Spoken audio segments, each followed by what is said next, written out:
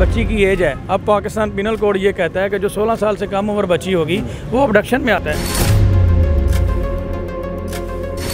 Court में कहती है मेरी 17 से 18 साल एज है और इंटरव्यू में कहती है मैं 2006 में पैदा हुई, जिसके मुताबिक 16 साल एज बनती है। निकाह नामे की वेरिफिकेशन करवाई और निकाह नामा वहाँ पर रजिस्टर्ड नहीं है। जिस कारी ने निकाह नामा पढ़ाया है वो अभी तक जेल में है। वो कहता है मैंने ये निकाह नामा पढ़ाया नहीं, निकाह नामे के गवाह नहीं है, तो ना शरई हुआ ना दूसरा हुआ, उसके बावजूद उसको परमिशन दे दी।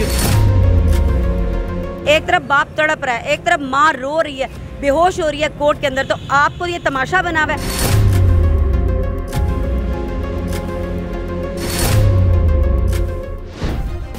सब्सक्राइब करें और बेल दबाएं ताकि कोई खबर रह न जाए। अस्सलाम वालेकुम, आप देख रहे हैं बोलबाज और मैं हूं रुखशान मीर। इस वक्त मैं लाहौर हाई कोर्ट के बाहर मौजूद हूं और दुआ ज़ाहिरा के वालिद मेहदी अली काज़मी साहब के वकील फयाज़ रामे साहब मेरे साथ मौजूद हैं और यहाँ पर एक प्रोटेस्ट इन्होंने अरेंज किया हुआ है।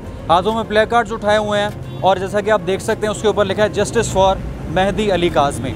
इनसे जानते हैं कि दुआ ज़ाहिरा और ज़हीर की शादी का अब मौजूदा स्टैंडिंग इस केस की क्या है और वकला बरादरी को क्या आन पड़ी कि वो लाहौर हाई कोर्ट के बाहर एहतजाज कर रहे हैं। क्या वजह है, आप क्यों प्रोटेस्ट कर रहे हैं? जी, इसमें देखें कि जहाँ तक हमने लॉ पढ़ा हुआ है, प्राइमरी एविडेंस जो होता है वो बर्थ सर्टिफिकेट है। इसमें मैं आपको रेफरेंस देता हूँ, जो सेक्शन 85 है लॉ ऑफ एविडेंस का, वो ये कहता है कि बर्थ सर्टिफिकेट जो है वो प्राइमरी एविडेंस है और इसको बतौर एविडेंस कंसीडर किया जाएगा। एक शख्स जो है उसके पास नॉर्मल जो एंट्री होती है, एक एंट्री ये होती है जो केस के दौरान लेट एंट्री वाले डॉक्यूमेंट्स बनाए जाएं। एक शख्स के पास 10 साल पुराने डॉक्यूमेंट्स हैं और 10 साल पहले तो उसको नहीं पता था कि ये मेरी बच्ची के साथ ऐसा इंसिडेंट हो जाएगा। नॉर्मल एंट्री वाले डॉक्यूमेंट्स मौजूद हैं और उन सब डॉक्यूमेंट्स को इग्नोर करके एक मेडिकल जो करवाया जाता है और वो आधे घंटे में मेडिकल करके और उसको पब्लिश कर दिया जाता है। और जो बच्ची की एज है, अब पाकिस्तान पिनल कोड ये कहता है कि जो 16 साल से कम उम्र बच्ची होगी वो अबडक्शन में आता है। उसकी फयाज साहब, यहाँ पर आप प्रोटेस्ट कर रहे हैं, उसके वालिदैन कराची में प्रोटेस्ट कर रहे हैं और मीडिया पे बयानात दे रहे हैं, पुलिस से भी उसको रिलीफ मिल गया है, अदालतों से भी उसको रिलीफ मिल गया है, तो फिर आप किस हिसाब से प्रोटेस्ट कर रहे हैं? देखें, अदालतों से भी रिलीफ नहीं मिला। सिंध हाई कोर्ट का जो डिसीजन आप पढ़ेंगे उसमें ये उन्होंने कहा था, हाई कोर्ट होती है आईनी अदालत, उन्होंने कहा we should not go into touchstone, हमें ये चीज़ों को नहीं देखना चाहिए कि एज कितनी है, ये मैटर है ट्रायल कोर्ट का। हाई कोर्ट आईनी मामला देखती है, फैक्चुअल मामला नहीं देखती। ये फैक्ट जो था ये ट्रायल कोर्ट ने डिसाइड करना था। अब ट्रायल कोर्ट में अभी तक FIR खारिज होगी, आप मुझे बताएं। FIR मौजूद है, ट्रायल कोर्ट में ट्रायल पेंडिंग है, तो बच्ची जो है वो बाहर जाने का सोच रही है। जब कोर्ट लॉ प्रोसीजर से भागेंगे तो फिर हम जैसे लोग प्रोटेस्ट ही करेंगे। तो विक्ट्री का जो उन्होंने निशान बनाया और कहा कि पुलिस ने तमाम एविडेंसेस की बुनियाद पे हमें जो है इस केस से फ्री कर दिया है और आज़ाद कर दिया है, उसकी क्या हैसियत? देखें, मेडिकल और मीडिया पे जो स्टेटमेंट होती है वो कहीं भी लॉ में एडमिसिबल है।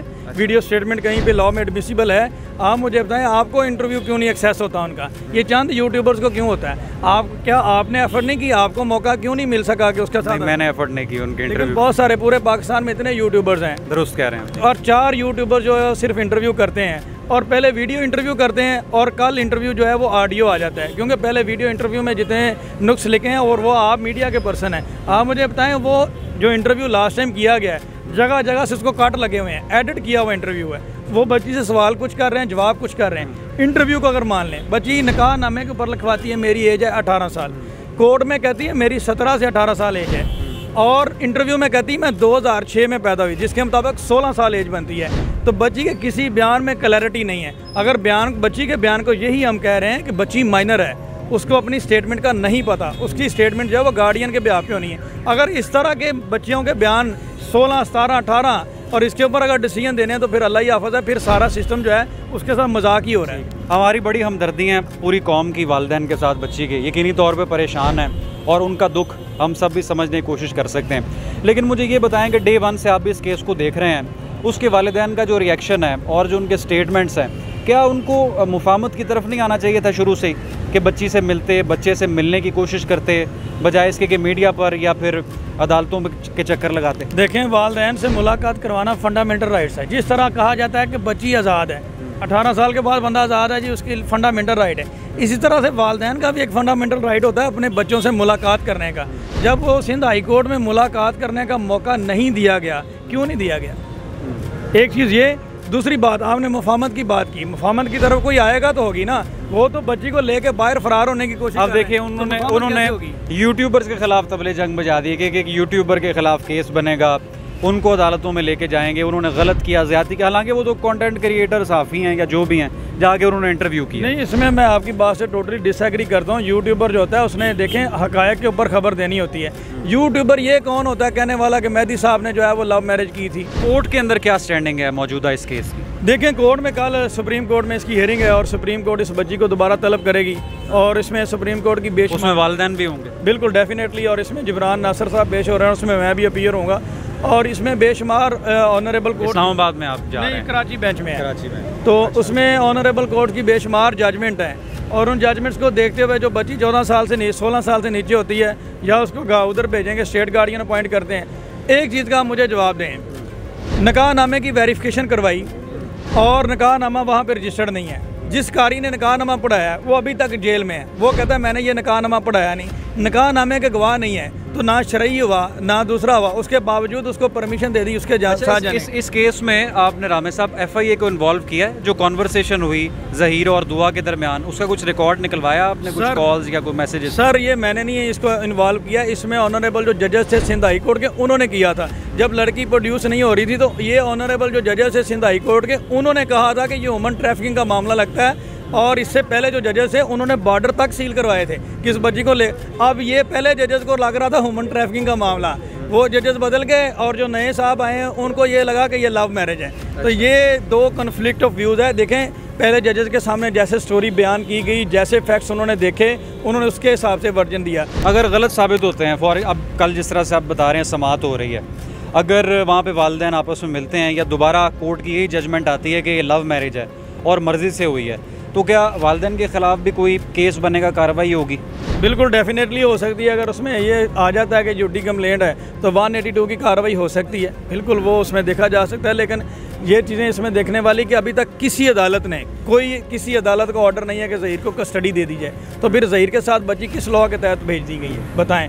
और सिंध पुलिस को बाउंड किया गया कि ट्रायल कोर्ट में पेश करें, और सिंध पुलिस जो है वो अपनी फाइल ही जिब्रान नासिर साहब के साथ शेयर नहीं कर रही। कौन सा गैंग है इसके पीछे, क्या लगा आपकी क्या फाइंडिंग? सर इसमें एक इंटरनेशनल लेवल पे ये कॉन्स्पिरेसी है। ये तो दुआ ज़हरा का मामला जो है वो हाईलाइट हो गया है। अच्छा, कॉन्स्पिरेसी मैं क्यों कह रहा हूँ, एक मामूली माली जो है जिसका वालिद एक माली था और वो फौत हो गया, उसकी वालदा उसकी बेस पे एक नैब कासद है, एक नैब कासद बाई एयर जाता है, बाई एयर आता है, नादरा में अपना बगैर किसी डॉक्यूमेंट के कहता है मैं फ़ोन लेता देता हूँ, 80,000 रुपया कमाता हूँ, तो टिकट क्या मजाल रखती है? अच्छा, आप अपने पेरेंट्स के डाटा के बगैर आप वीज़ा अप्लाई कर सकते हैं? नहीं जी, बिल्कुल नहीं। तो फिर ये देखें, ये चीज़ें मैनेज हो रही हैं। वीज़ा किस लिए अप्लाई? सर हनीमून के लिए। हनीमून पे गए तो नहीं ना अभी? वो अभी गया नहीं, लेकिन उनका स्टेटमेंट तो आ गया ना। आपके इंटरव्यू जो आप कह रहे हैं उसी इंटरव्यू में आ गया ना, स्टेटमेंट तो आ गया ना। अगर नहीं भी गए तो देखें 80,000 कमाने से 80,000 में क्या होता है बताएं? 80,000 बाई एयर सफ़र कर सकते हैं आप? मेरा तो कराची का तो कर ही सकते हैं। कराची का 2 लोग अगर करें तो 25,000 की टिकट है, जो अभी भी 30,000 की होगी।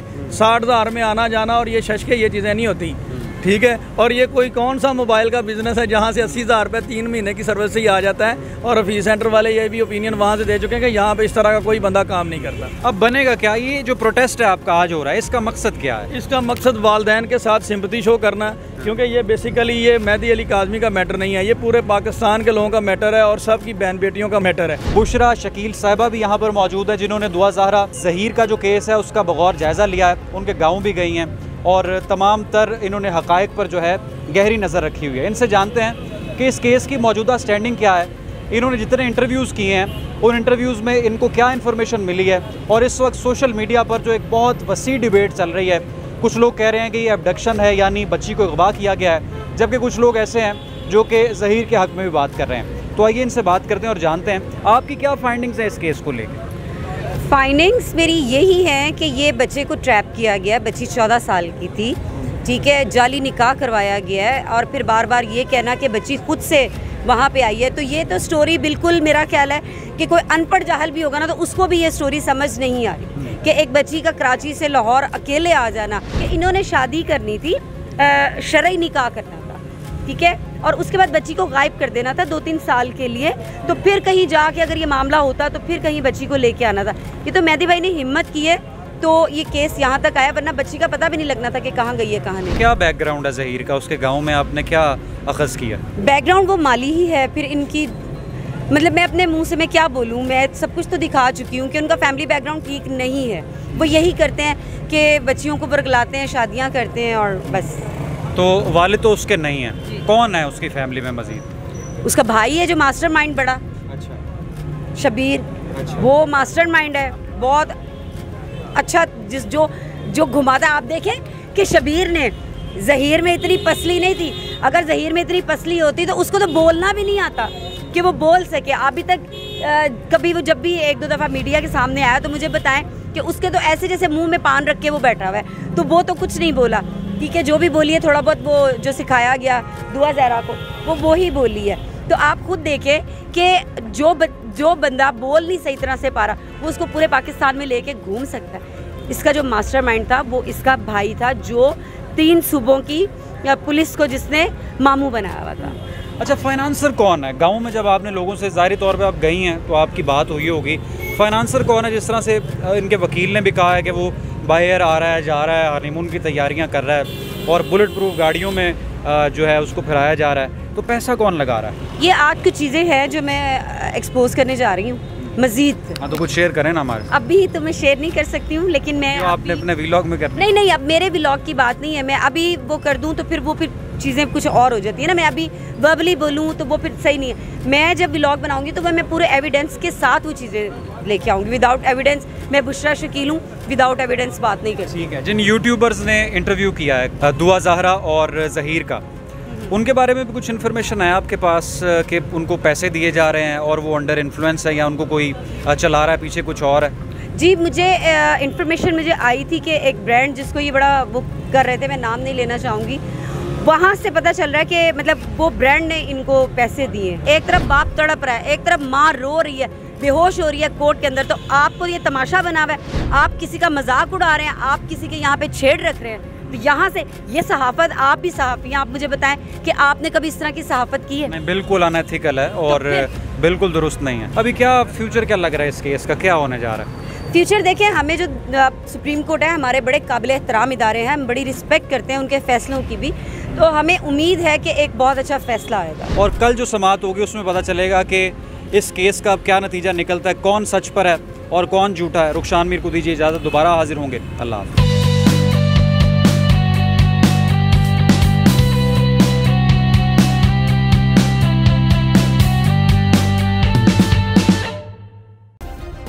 सब्सक्राइब करें और बेल दबाएं ताकि कोई खबर रह न जाए।